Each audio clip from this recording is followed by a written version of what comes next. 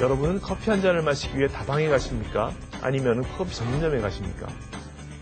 커피 전문점에 간다면 그 이유가 커피 맛이 좋아서인가요? 그렇다면 아직도 다방 커피를 고수하시는 분들이 있는 이유가 뭘까요? 입맛이 촌스러워서인가요? 현대 소비자는 품질이나 기능만 좋다고 물건을 사는 게 아닙니다. 그 물건에 담긴 의미가 내 삶의 방식과 가치관에 맞아야 비로소 지갑을 엽니다.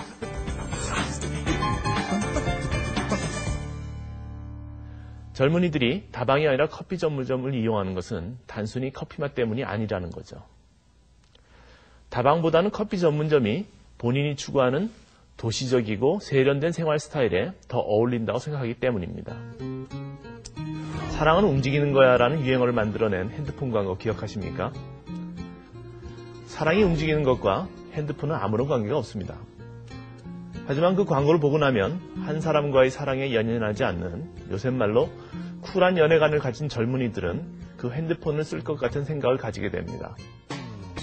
이렇게 기업들은 마케팅을 할 때 소비자들이 평소 어떤 삶을 살고 또 어떤 가치관을 갖고 있는지 알아내 거기에 맞는 이미지를 만들어냅니다. 그런데 이때 광고주들이 자주 하는 실수가 있습니다.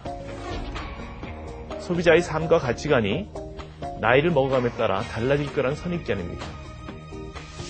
예를 들면 10대 때는 자신의 주장이 강하고 격정적인 삶을 추구하지만 40대에 들어서면 안정적이고 책임감 있는 삶을 살 거라는 거죠.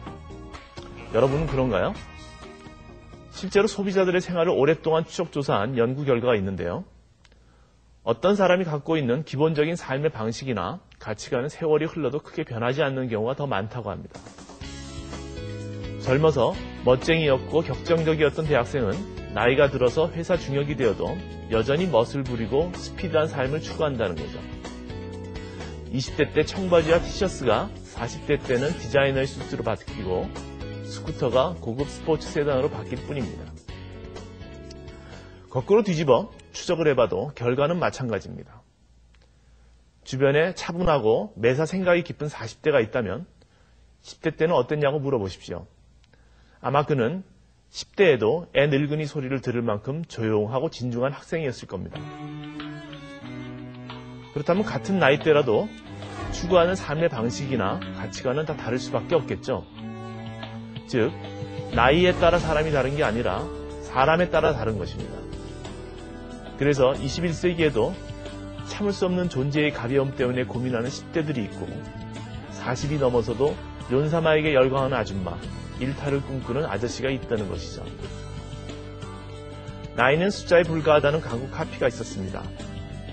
세월이 흘러도 외모만 변할 뿐 사람들이 추구하는 삶과 가치관은 잘 변하지 않습니다. 나이는 정말이지 숫자에 불과합니다.